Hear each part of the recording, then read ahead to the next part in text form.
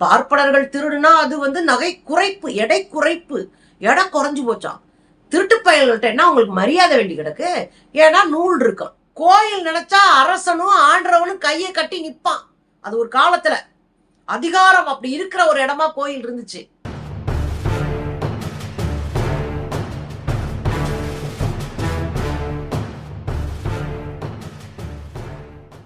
வணக்கம் தோழர்களே. கோயில்னாலே தமிழ்நாட்டுல பஞ்சாயத்து தாங்க. கோயில்னாலே நமக்கு நல்லா தெரியும், அரசியல் தெரியும், பஞ்சாயத்துல தெளிவா இறங்குவோம்.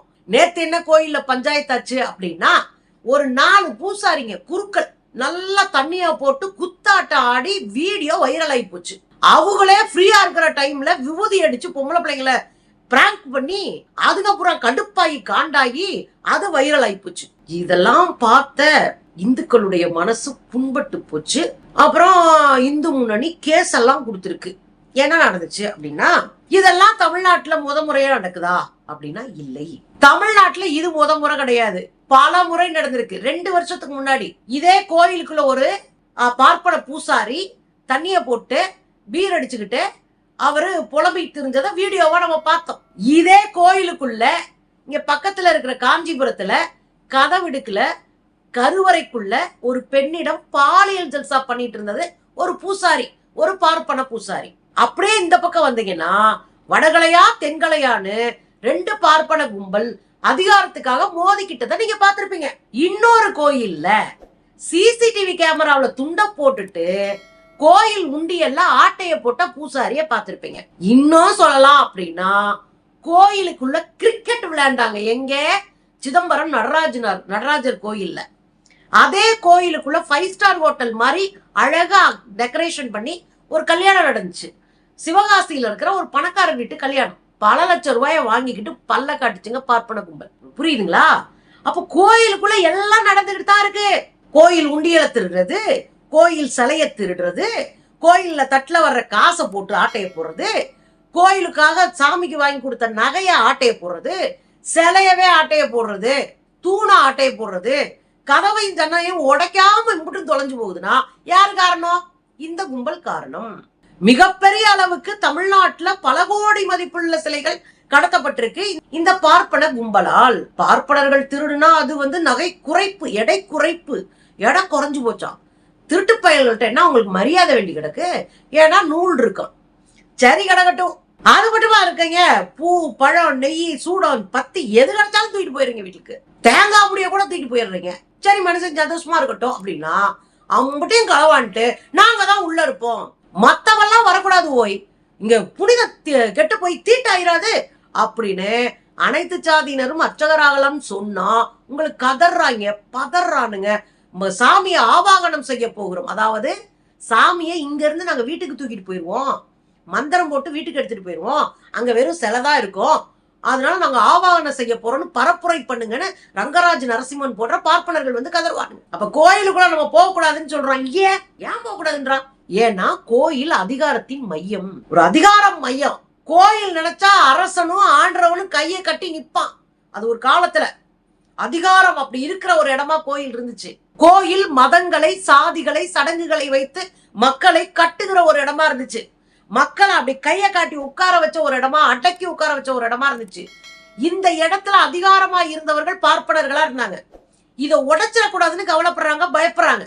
நம்மளை உள்ள விடாம இருக்கிறதுக்கு அது முக்கியமான காரணம். 2 முக்கிய காரணம். எல்லா சாதியும் வந்தா இந்த அதிகாரம் உடைக்கப்படும், பறிக்கப்படும். இங்க இருக்கிற பணம், வளம், செல்வம் அதிகம். கோயிலுக்குன்னு பல லட்சம் கோடி செல்வம் இருக்கு. அத பூரா நான் தான் உட்கார்ந்து திம்பேன், வழி வழியா நான் தான் தின்றிருக்கேன், புதுசா நீ பங்கு கேட்க கூடாது அப்படின்ற பயம். இதுதான் கோயில காப்பாத்துங்க, அறநிலையத்துறையிட்ட இருந்து கோயில புடுங்குங்க அப்படின்றது. புடுங்கி யார்கிட்ட கொடுக்க? ஏங்க, தூத்துக்குடிக்கு பக்கத்துல அறங்காவலரா இருந்திருக்காங்க ஒரு ஆளு, பிஜேபி காரன். இந்த பிஜேபி காரன் அறங்காவலரா இருந்து 300 பவுன் நகை, சாமி நகை தூக்கிட்டு போய் போடிட்டு நீதிமன்றம் ஆர்டர் போட்டிருக்கு கொடுன்னு. அப்புறம் கொடுக்க மாட்டாங்க, ஓடி ஒளிஞ்சிட்டு இருக்கான். இந்த திருட்டு பையன்கிட்ட போய் கொடுக்கணுமா கோயில? கோயில் மக்கள் சொத்து, மக்கள் பணத்துல கட்டப்பட்ட சொத்து.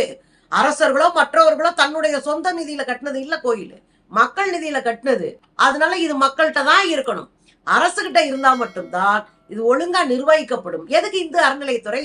கணக்கு வழக்க ஒழுங்கா பாரு, ஒழுங்கா கோயில பாரு, பூச புனஸ்காரம் ஒழுங்கா நடக்குதா, களவாணித்தனம் இல்லாம இருக்கா, சொத்து பத்திரமா இருக்கா, இதெல்லாம் கண்காணிக்கிற வேலைதான் இந்த அறநிலைத்துறைக்கு. வேற ஒண்ணும் கிடையாது. விழாக்கள்லாம் ஒழுங்கா நடத்தி கொடுத்தா போதும், அப்படித்தான் அதோடைய வேலை. ஒரு கண்காணி வேலை தான் இந்த அறநிலைத்துறையுடைய வேலை.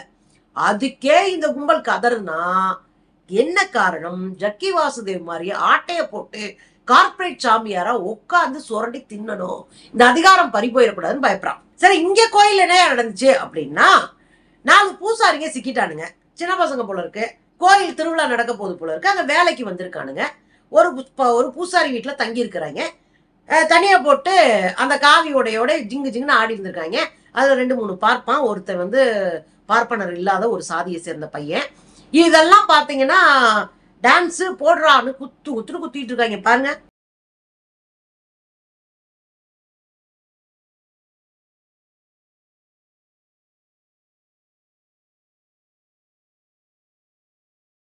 பயங்கரமா குத்தாட்டங்க. ஆடுறதுல பிரச்சனை இல்லை. எனக்கு இதெல்லாம் நான் தப்புலாம் சொல்ல மாட்டேன். நீ உன் வீட்டுல உன் இஷ்டம், அது உன் பொழப்பு. அதுக்கு நான் வந்து குத்தம் சொல்லி தர மாட்டேன். ஆனா பெரும்பான்மை நம்பிக்கைன்னு ஒண்ணு விதைச்சு வச்சிருக்கீல்ல. என்ன விதைச்சு வச்சிருக்க? ஏன் திருமாவளவன் திருநீரை அழித்தார், என் மனசு புண்பட்டுருச்சு சொல்றேல. ஏன் வந்து ஸ்டாலின் தீபாவளிக்கு எங்களுக்கு வாழ்த்து சொல்றல. அப்ப இந்த காவி உடை புனிதம்னு நீ கற்பிச்சு வச்சிருக்கீல, பூநூலு புனிதம் அப்படின்னு கற்பிச்சு வச்சிருக்கீல, அதெல்லாம் போட்டுக்கிட்டு நீ திங்குதுங்கன்னு ஆடினேன்னா பாக்குற சாமி கும்புறவங்க, கடவுள் நம்பிக்கை இருக்கிறவன் கவலைப்படத்தானே செய்வேன். என்னடா இப்படி நடந்துகிட்டு இருக்கு, இந்த பூசாரி கையில திருநீர் வாங்கி பூசுறோம் அப்படின்னு யோசிப்பானா இல்லையா? அதனால சாமானிய மக்கள் காண்டாயிட்டாங்க.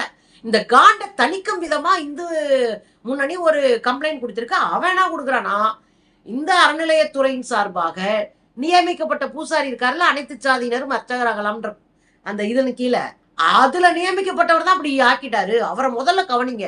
அட பாவீங்களா, தண்ணி அடிக்கிறது கூட தரம் பார்த்து தண்ணி அடிக்க சொல்வீங்க போல இருக்கு.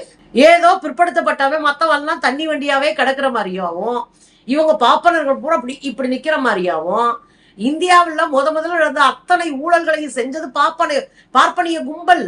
எல்லாம் யோகிய மாதிரி அப்படியே வந்து சீனை போடக்கூடாது. தப்பு செய்யறவன் 3 பேர் குடிச்சு விட்டு ஆடினானா 3 பேர் மேல நடவடிக்கை எடுக்கணும். அதான் நம்ம சொல்றது. அதே போல பெண்கள் மேல விபூதி கூப்பிட்டு வச்சு பெண்கள் மேல மூஞ்சியில விபூதி அடிச்சுட்டு உடம்பு ஃபுல்லா அப்படியே மாவை பூசிக்கிட்டு அந்த சாம்பலை பூசி நிக்குதுங்க. நல்லதுக்கா, நல்லா இல்ல. பொது இடத்துல ஒரு பெண்ணு ஏதோ ஒரு காரணத்துக்கு வந்திருப்பா, மனசு கஷ்டமா இருந்திருக்கும், பாரத்தை சொல்றதுக்கு வந்திருப்பா, சந்தோஷத்துக்கு வந்திருப்பா, அல்லது ஏதோ வீட்டுல இருக்கிற பிரச்சனையை சரி பண்ண முடியலையே இங்கேயாவது வந்து சொல்லி ஆத்திட்டு போவோம், கல்லோடாயினும் சொல்லி அழுன்னு வந்திருப்பா. ஏதோ ஒரு ரீசன் உள்ள வர்றாங்க பொம்பளைங்க. அவங்க மேல இது மாதிரி நடந்துச்சுன்னா நாளைக்கு வர தயங்குவாங்க, பயப்படுவாங்க. இல்லைன்னா அவங்க வீட்டாளுக பார்த்தாங்கன்னா பஞ்சாயத்தை பண்ணி விட்டுருவாங்க. சாம்பல் அள்ளி மூஞ்சியில இருந்துட்டு கக்கப்பான்னு சிரிச்சுக்கிட்டு ஓடுனா கட்டாயமா சரியான விஷயமே கிடையாது.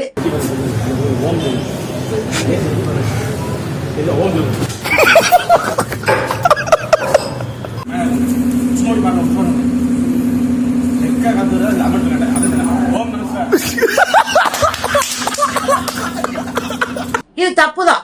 அப்ப இதன் மீது நடவடிக்கை எடுக்கணும். அறநிலைத்துறை நிச்சயமா நடவடிக்கை எடுத்து இதை சரி பண்ணுவாங்க. இன்னைக்கே வந்து 4 பேரை டிஸ்மிஸ் பண்ணியாச்சுன்னு சொல்லி இருக்கிறாங்க. என்ன நடக்குது பார்க்கலாம். ஆக ஒரு விஷயத்த புரிஞ்சுக்கோங்க, கடவுள் நம்பிக்கை என்பது முதலீடு. இந்த பார்ப்பன கும்பலுக்கு முதலீடு. அந்த முதலீடை வச்சுதான் அவன் நிறைய சுரண்டி தின்னுட்டு இருக்கான். ரொம்ப கவனமா இருக்கணும் மக்களே. பூசாரின்ற பேர்ல நான் தான் வந்து பட்டரு, நான் தான் சாமி மேல நான் தான் அப்படின்னு சூத்திர பையன் பூரா தேர்ல வச்சு இழுத்துட்டு போற, பல்லாக்கில வச்சு தூக்கிட்டு திரியிற இந்த அசிங்கத்தெல்லாம் விட்டு தொலைங்க. சாமி கும்பிடணும்னு நினைச்சா மனசுக்குள்ள நினைச்சிட்டு போ. நல்லதா சாமி இருந்துச்சுன்னா வந்து காப்பாத்தட்டும், இல்லாட்டினா தன்னம்பிக்கையோட முன்னேறி போ. இத்து போன விஷயத்துக்கெல்லாம் கவலைப்பட்டு கிடக்கணும். அப்புறம் புனிதம் பொடலங்கன்னு பேசி திரியணும். பாத்துருங்க, புத்து போட்ட சாமியார்களை பார்த்து எனக்கெல்லாம் கோபம்லாம் வரல, சிரிச்சுக்கிட்டே இருந்தேன் நானு. நீங்க புனிதம்னு கட்டமைச்ச பிம்பம் உடைச்சு விட்டாங்களே அப்படின்ற கவலை உங்களுக்கு இருக்கும். அதனால் நான் வருத்தப்படுகிறேன்.